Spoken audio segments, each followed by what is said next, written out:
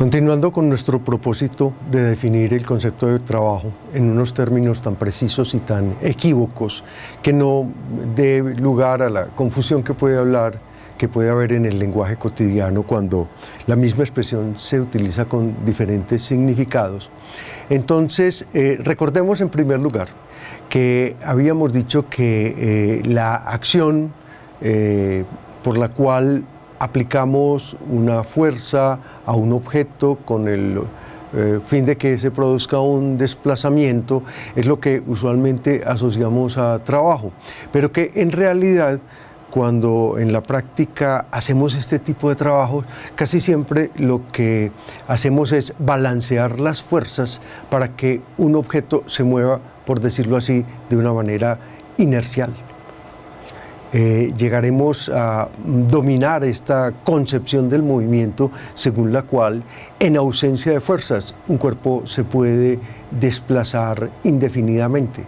Entonces, volviendo a esta idea de que es justamente el balance de las fuerzas sobre un sistema el que nos permite realizar desplazamientos, sigamos pues con nuestro propósito de definir un trabajo.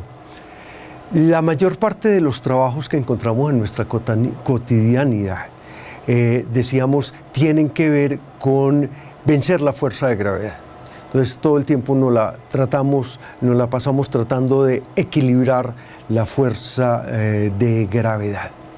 Levantar pesos se va a volver por excelencia el sinónimo de trabajo. Pero si seguimos con la idea de que una vez balanceadas las fuerzas, el cuerpo prácticamente se mueve solo, entonces esto nos diría muy poco. Por esa razón vamos a tratar de conocer todo lo que sea conocible sobre el fenómeno gravitacional para poder definir la acción de una fuerza como la fuerza de gravedad en términos del trabajo.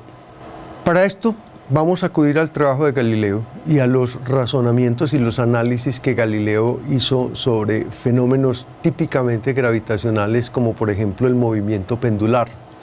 Entonces, en la simetría del movimiento pendular, Galileo advierte algo que es absolutamente notable.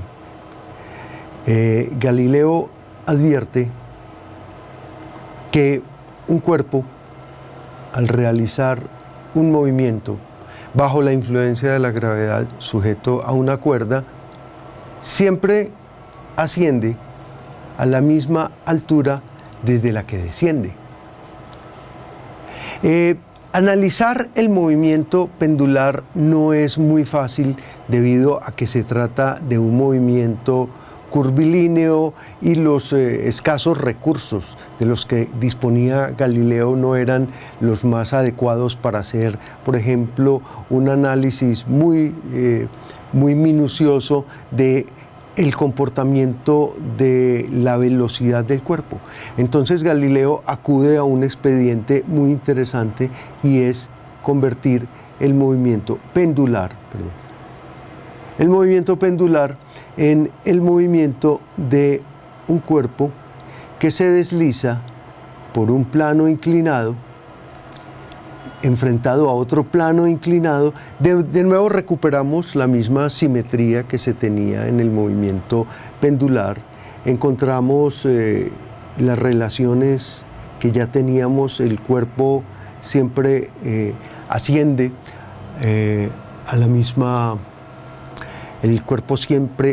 a la misma altura desde la cual descendió. Si aquí desciende desde una altura h, hará este recorrido. Al bajar adquiere velocidad, al subir pierde velocidad y alcanza de nuevo esta altura h. Una observación interesante de Galileo es que si rompemos esta simetría, inclinamos este segundo plano y lo proyectamos, podemos observar que de nuevo el cuerpo asciende aproximadamente hasta la misma altura h. Y este experimento pues lo podemos realizar hasta cierto punto en el laboratorio, pero lo podemos realizar, como hizo Galileo, infinitamente en su cabeza. ¿Qué pasa cuando el plano inclinado se vuelve completa e indefinidamente horizontal. Pues que el cuerpo que ha descendido desde una altura h nunca encuentra la altura h a la cual ascender, entonces simple y sencillamente se sigue desplazando con una velocidad constante. Esto es una forma de enunciar el principio del movimiento inercial. Una vez el cuerpo deja de estar sujeto a la fuerza de gravedad, porque ni desciende ni asciende, entonces su velocidad es constante. Luego, no es la fuerza lo que produce el movimiento en ausencia de fuerzas se sostiene. Esto es la idea del movimiento inercial. Pero Galileo no se queda ahí. Galileo quiere saber más sobre el movimiento de caída y sobre las características de este fenómeno tan interesante que se llama la gravedad. Entonces él examina un cuerpo en caída libre. La primera consideración interesante, que ya la habíamos comentado anteriormente, es que independientemente de su masa, todos los cuerpos caen desde la misma altura en el mismo tiempo. La misma altura en el mismo tiempo. Vale decir, en el mismo tiempo, cayendo desde la misma altura, alcanzan la misma velocidad. Podemos decir que caen con la misma aceleración. Esto es lo que caracteriza el movimiento de caída de los cuerpos. La aceleración de caída de los cuerpos es constante y, lo que es más importante, no depende del peso del cuerpo que cae. Luego, la pregunta que se hace Galileo es: ¿qué tipo de aceleración es aquella a la que está sujeto el cuerpo en la caída? ¿Es una aceleración verdaderamente constante o es una aceleración que varía de alguna manera, ¿no? Él encuentra que la aceleración es constante. Para eso tiene que medir la velocidad en cada punto de caída, y esto era muy difícil, como les digo, porque su reloj preferido, que era su propio pulso o inclusive su propio canto, porque cantando, una persona con un oído educado como el que tenía Galileo, que era un buen intérprete del laúd, puede marcar compases en tiempos del orden de una fracción de segundo, un cuarto de segundo, con muy buena precisión. Aún así, este no es un buen reloj para estudiar caídas libres. Si piensan ustedes que un cuerpo cae desde una altura de 5 metros aproximadamente en un segundo, entonces Galileo tenía que diluir el tiempo. En un fenómeno que todavía es un fenómeno asociado a la caída, Galileo diluye el tiempo haciendo que los cuerpos, en lugar de caer directamente, rueden sobre un plano inclinado.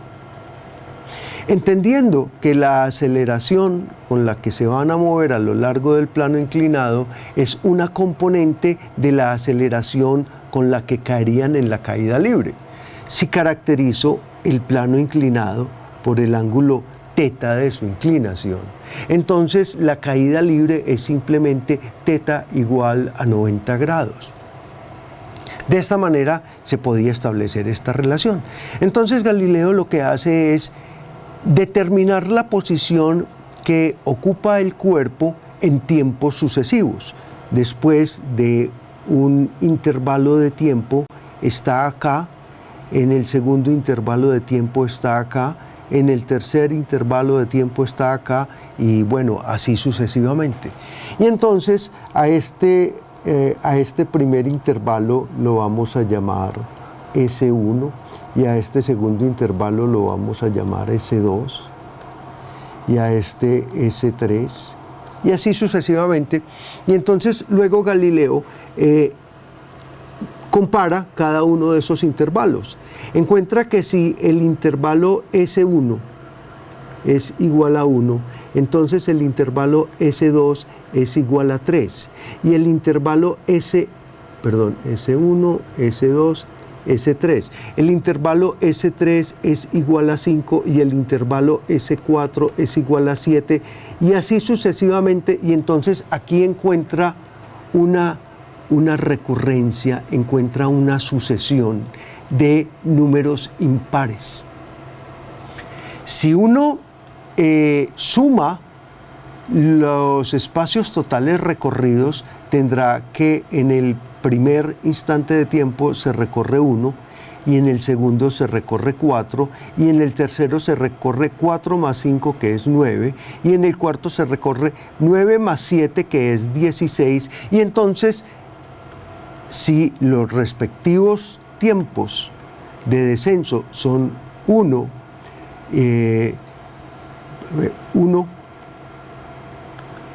para el primero, 2 para el segundo, 3 para el tercero, 4 para el cuarto.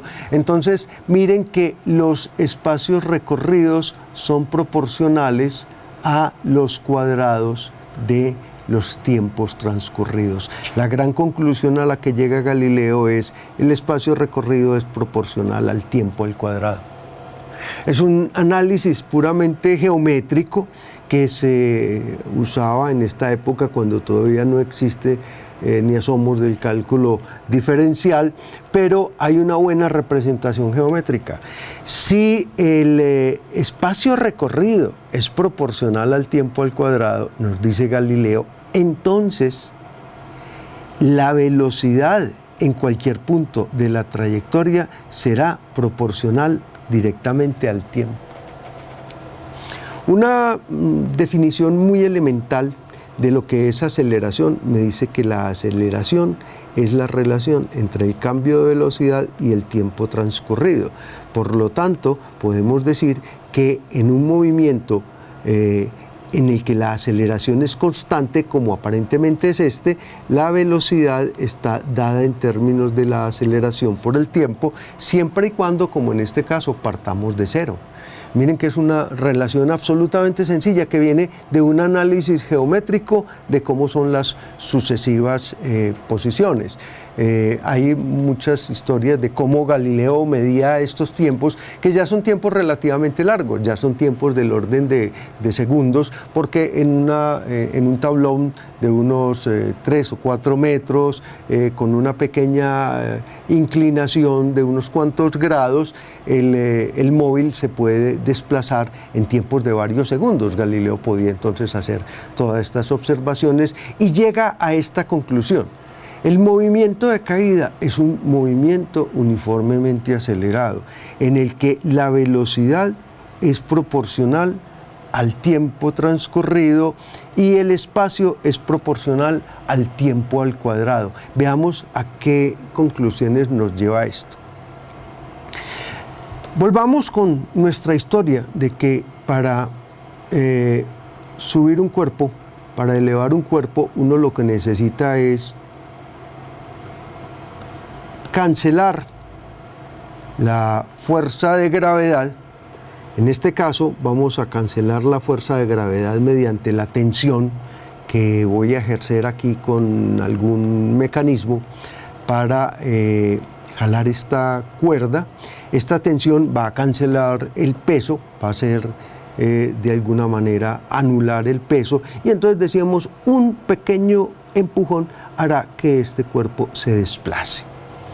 Pero ahí yo no voy a tener mucha información, no voy a tener demasiada información sobre la fuerza de gravedad. Entonces, para tener información sobre la fuerza de gravedad, yo quiero ver, después de que este cuerpo subió hasta esta altura y dejo que la fuerza de gravedad actúe por sus propios medios, entonces veré lo siguiente. Una vez cancelado el peso, cancelado la tensión de la cuerda para que este cuerpo pueda caer libremente, la única acción que se va a ejercer sobre el peso, sobre el cuerpo, pues es su propio peso. La expresión "se cae por su propio peso" proviene posiblemente de este tipo de fenómenos. Entonces, digamos, el cuerpo cae por su propio peso a lo largo de una distancia h. Entonces, lo que va a caracterizar la acción de la fuerza de la gravedad es un peso que a lo largo de una distancia h va hacer lo que vamos a llamar un trabajo. Porque en realidad, para poder subir este cuerpo hasta esta altura, nosotros necesitamos que la tensión, equilibrando el peso, elevar el peso, que permitiera que el cuerpo subiera hasta una altura h. Entonces digamos que la fuerza de gravedad hace en la caída esta altura. Y entonces ahora vamos a una cuestión interesante. Cuando yo dejo caer libremente este cuerpo, entonces este cuerpo recorre una altura h en un tiempo que depende de la aceleración, justamente de la aceleración de la gravedad. Un análisis cinemático muy sencillo nos muestra que esta altura h es un medio de g por t al cuadrado. Ya habíamos visto cómo Galileo encontró que por ser un movimiento uniformemente acelerado, entonces los espacios recorridos en movimientos uniformemente acelerados son proporcionales al cuadrado del tiempo. Pero nosotros también sabemos precisamente que la velocidad con la que cae un cuerpo es proporcional al tiempo. Entonces esta altura va a ser proporcional directamente a la velocidad al cuadrado, porque t es proporcional a la velocidad. Para resumir, cuando combino el hecho de que el peso es mg, que la altura es proporcional al v al cuadrado, obtengo que el trabajo realizado por un peso mg al hacer que un cuerpo descienda a una altura h es igual a un medio de m por v al cuadrado, donde v al cuadrado será la velocidad con la que llega al final de la trayectoria. Esta es una relación puramente matemática, pero cuando en los análisis matemáticos hay formas que empiezan a aparecer de una manera sistemática, es porque tienen algo que decirnos. Y entonces más adelante vamos a aprovechar esta caracterización del trabajo. En términos de trabajo lo puedo expresar como aquello que cambia el movimiento de un cuerpo en una magnitud igual a un medio de mv2 si el cuerpo parte del reposo. Si el cuerpo no parte del reposo, entonces puedo decir que el trabajo realizado es un medio de m por v al cuadrado menos un medio de m por la velocidad inicial al cuadrado. Alguien o algo habría hecho el trabajo inicial para que el cuerpo tuviera una velocidad inicial. Y entonces voy a establecer la posibilidad de hacer una medida del trabajo en términos de velocidad. Les recuerdo una pequeña experiencia que hicimos en la clase anterior y fue dejar caer desde la misma altura dos cuerpos con pesos muy diferentes, y entonces había algo que era notorio.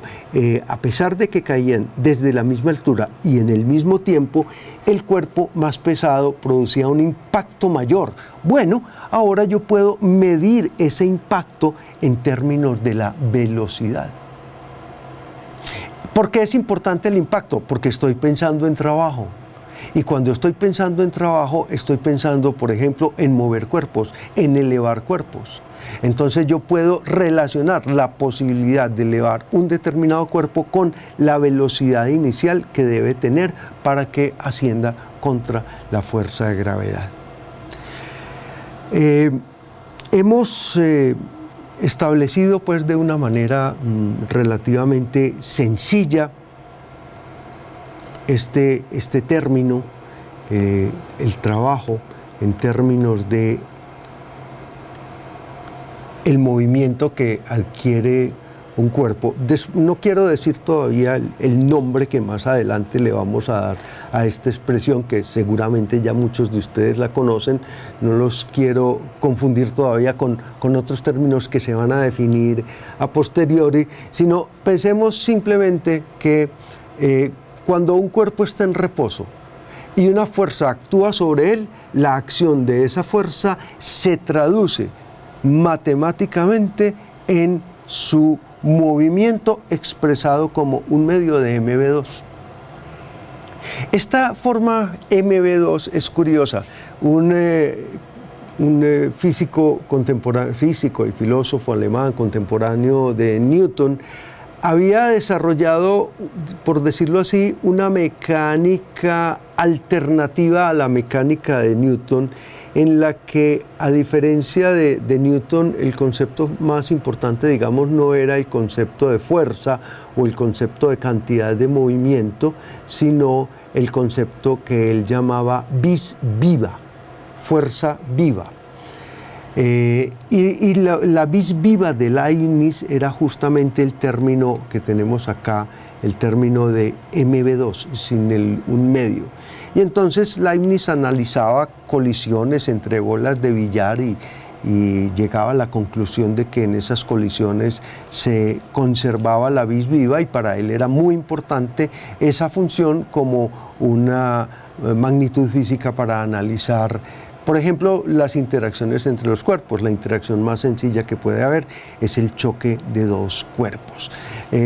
Debido a que, digamos, Newton, con su extraordinaria potencia matemática y su percepción física, impuso su concepción de la física, de pronto el trabajo de Leibniz quedó bastante oscurecido en muchos temas de la física, no solamente en la mecánica, en la óptica, y después habría de ser retomado. Para Newton, la cantidad más representativa del movimiento de un cuerpo era algo que él llamaba el momentum, y es el producto de la masa por la velocidad del cuerpo. Y entonces lo que nos dice Newton: para caracterizar un sistema, yo necesito definir la velocidad a la que se mueve ese sistema. Esta velocidad hay que asociarla a algo que es completamente característico del sistema, que es una cosa que al principio va a ser como muy misteriosa, que es la masa, sobre la cual se pueden hacer una gran cantidad de disquisiciones, pero algún físico soviético muy importante, un físico ruso, Lev Landau, decía que la masa no es más que el coeficiente de proporcionalidad entre la masa, entre el momentum y la velocidad. Por ahora, digamos que cuando yo quiero definir el estado de movimiento de un cuerpo, lo defino en estos términos. La ley de inercia, el principio de inercia, me dice que si sobre un cuerpo la suma de fuerzas es cero, si las fuerzas que actúan sobre un cuerpo, digámoslo así, la suma de fuerzas que actúan sobre un cuerpo están completamente balanceadas, entonces suman cero.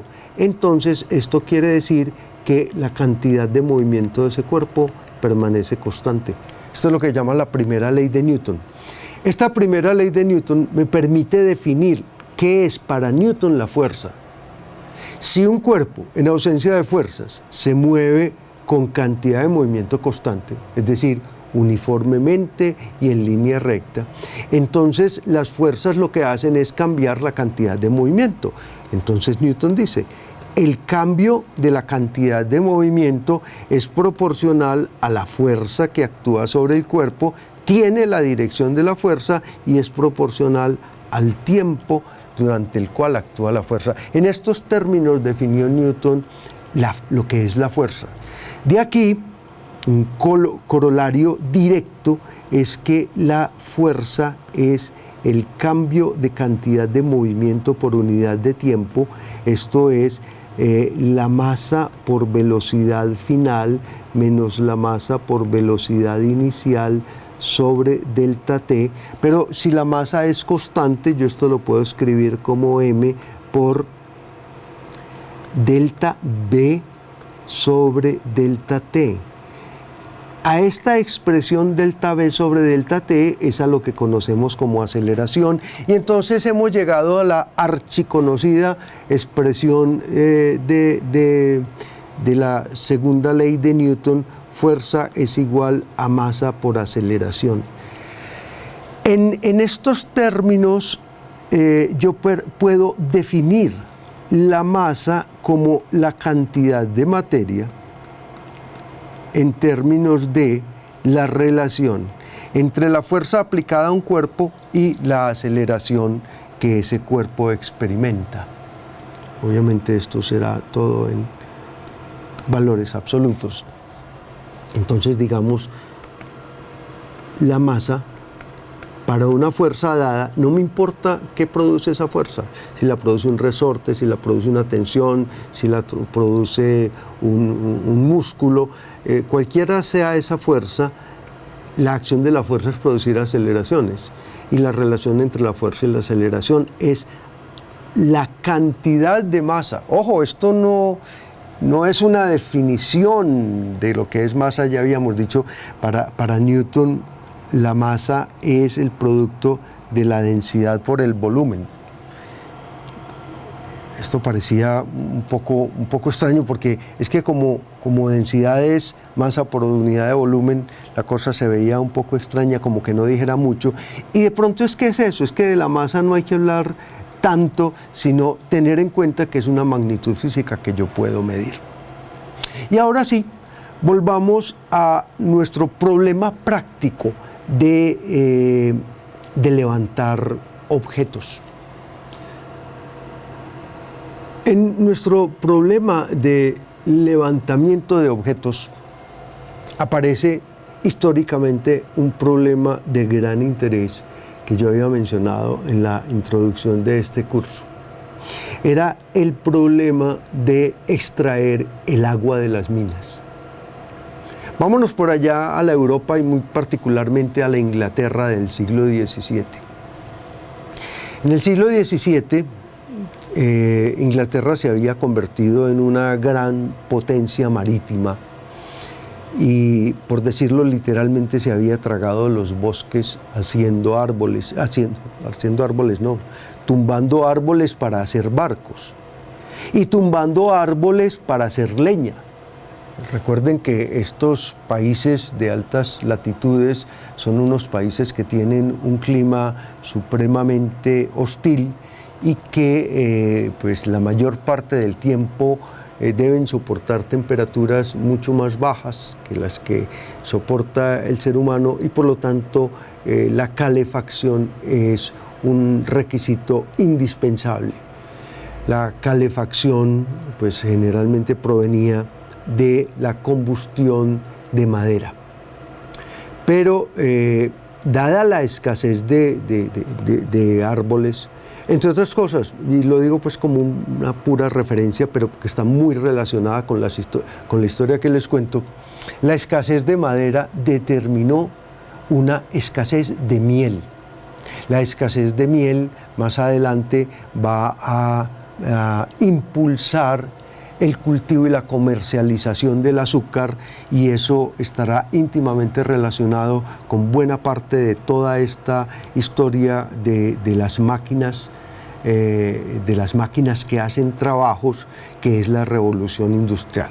Por ahora volvamos a el problema de las minas, que se volvió muy importante en la Inglaterra del siglo XVII, cuando al acabarse prácticamente los bosques, para asuntos de calefacción y para una gran cantidad de necesidades que existían respecto por ejemplo, a la combustión de una fragua, este tipo de situaciones. Entonces se acudió al carbón mineral. El carbón mineral, aunque era conocido desde hacía tiempo, no se utilizaba, por ejemplo, en la calefacción ni en la preparación de alimentos, porque simple y sencillamente huele muy mal. Eso produce unas sustancias tóxicas y son muy desagradables. En todo caso, la ocasión, se dice, hace al ladrón. Y entonces, a falta de pan buenas son tortas, decían también, tuvieron que conformarse en reemplazar la leña con carbón mineral. Y entonces se volvió muy importante, sobre todo en Inglaterra, que tiene grandes minas de carbón, se volvió muy importante la extracción del carbón. Pero entonces en la extracción del carbón ocurre este problema de que cuando usted hace un hueco en la tierra, ¿sí? Para extraer el carbón, y entonces por el nivel freático este hueco inmediatamente se llena de agua. Entonces el gran problema que usted tiene es sacar el agua, y pues literalmente el agua la sacaban primero a baldados, pues acá conectarían alguna cosa con unas palancas y estarían sacando el agua a baldados. Eso era muy poco práctico. Entonces se idearon otra serie de mecanismos, bombas de succión, elementos supremamente sencillos, pero muy poco prácticos. Entonces les tocaba era conectar. Piensen que una mina puede tener muchas decenas, inclusive centenas de metros de profundidad, y tocaba instalar una serie de bombas de succión. Galileo, que fue, entre otras cosas, un gran ingeniero, se encontró con el problema de que para elevar el agua por medio de bombas de succión hay un límite. Es imposible con bombas de succión elevar el agua más de 10 metros. Entonces casi que había que poner, si la profundidad era mayor que 10 metros, toda una sucesión de bombas. Y para que estas bombas funcionaran, pues ponían acá un caballo. Aunque no lo parezca, esto es un caballo. Y este caballo estaba acá atado a una noria, y esa noria movía algún sistema de mecánico para accionar una bomba para sacar el agua. Hasta que a este señor que tenemos aquí en pantalla, Denis Papin, un físico francés que por diversas razones debió exilarse en Inglaterra, se le ocurrió una idea. Se le ocurrió al señor Papin que se podía utilizar la presión, lo que llamaba la fuerza motriz del fuego, para hacer trabajos. Por ejemplo, trabajos como este de elevar el agua. Papin hizo una observación, o mejor, sistematizó una observación que muy posiblemente muchos ya habían hecho. Si usted tapa una olla y la pone al fuego, esa olla sencillamente puede explotar. Entonces, si de una manera controlada usted evita que la olla explote, usted va a lograr que dentro de la olla haya una presión considerable, pero no solamente una presión considerable, una temperatura muchísimo más alta que la que se puede lograr con una olla en condiciones normales. Entonces, Papin empezó a desarrollar esta idea de cómo utilizar la olla, primero con altísimas temperaturas. Entonces hicieron una cosa que se llamaba un digestor. Echaban desperdicios de huesos con carne, y al elevarlo a una altísima temperatura podían separar los huesos y la carne, sobre todo para fines industriales. Entonces Papin fue uno de los precursores con su famosa marmita, que era algo como esto. Como ustedes ven, una olla supremamente fuerte con una prensa para poderla tapar muy bien, y esta olla ya cuenta con un elemento que es una válvula de presión. Miren aquí, lo que estamos viendo es un ejemplo de las palancas que habíamos visto en la clase anterior.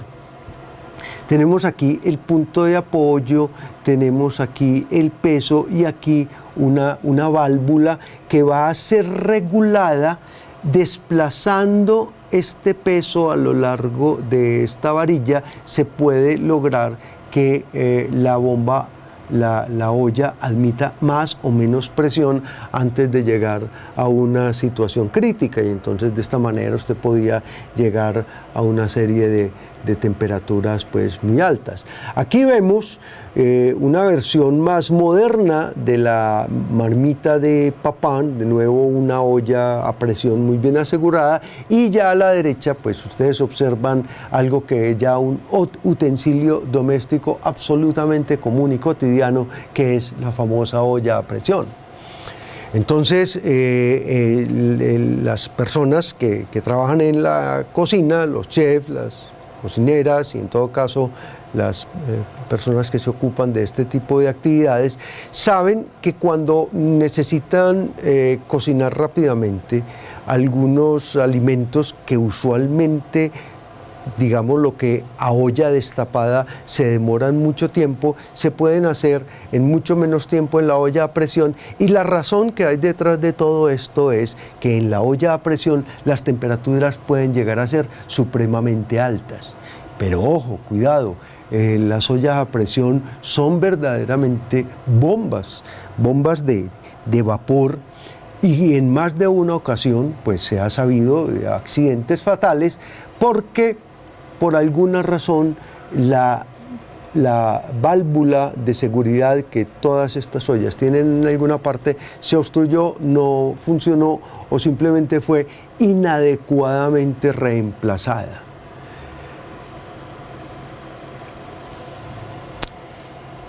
Las ideas de Papin fueron recogidas por el capitán Thomas Savery, un militar inglés de la Armada, y entonces a Savery se le ocurrió una idea extraordinaria que materializó en una especie de monstruo termodinámico que tenemos aquí en esta ilustración a la derecha.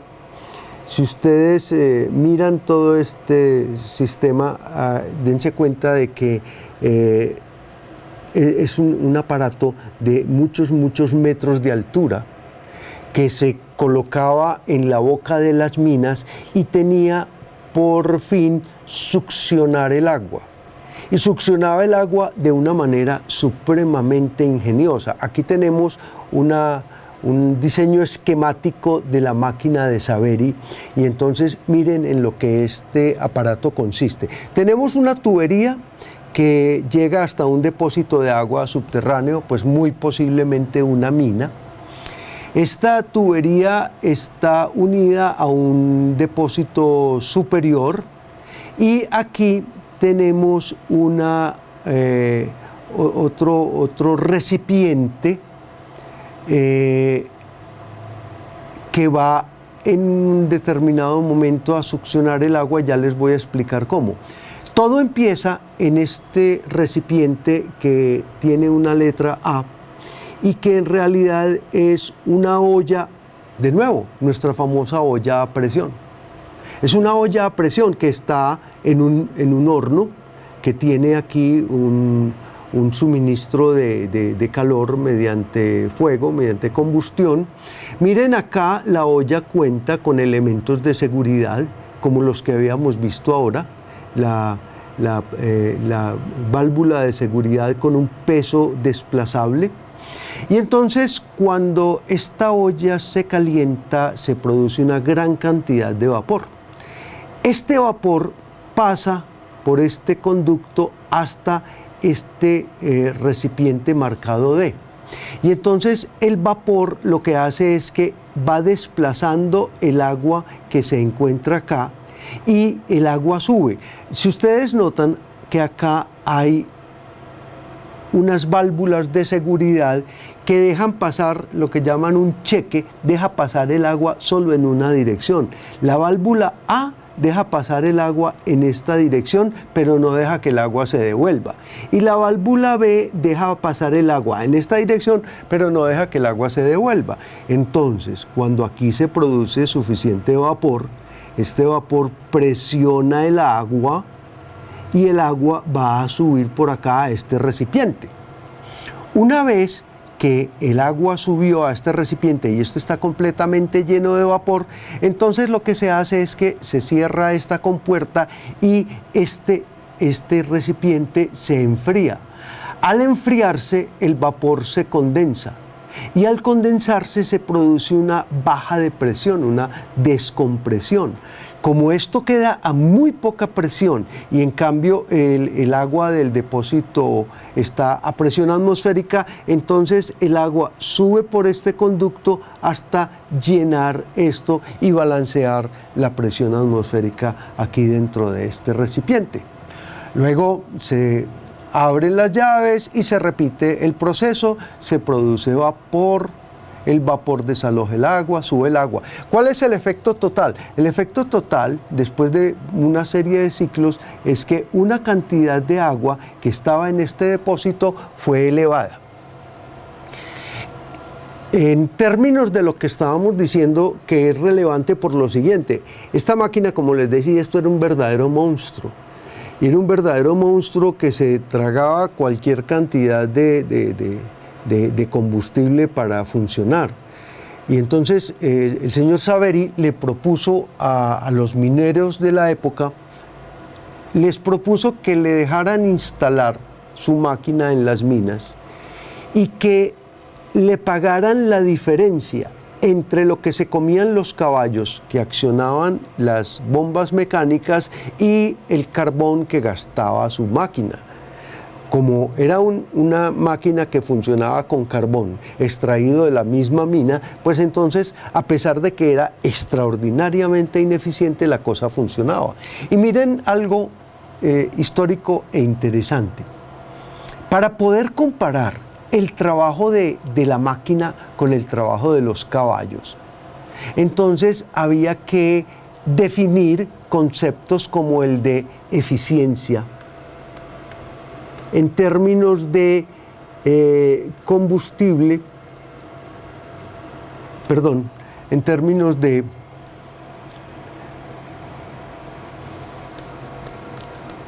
la cantidad de trabajo realizado versus el combustible gastado. Esto es lo que definiría la eficiencia. ¿Y qué es el trabajo? Entonces el trabajo de nuevo resulta elevar un determinado peso de agua una distancia h y hacer este trabajo durante un cierto tiempo. Entonces, si este trabajo es m por g por h y se realiza durante un cierto tiempo, aquí voy a estar hablando de otra cosa que se llama potencia. Como la comparación era entre lo que hacía la máquina del señor Savery y lo que hacían los caballos, entonces apareció el famoso término horsepower o caballo de fuerza o caballo de potencia para medir la cantidad de trabajo por unidad de tiempo que es capaz de realizar una máquina o algún sistema que esté realizando trabajo. La definición de estos conceptos fue absolutamente necesaria para poder medir en términos de eficiencia y en términos de potencia la conveniencia o no de utilizar estos aparatos.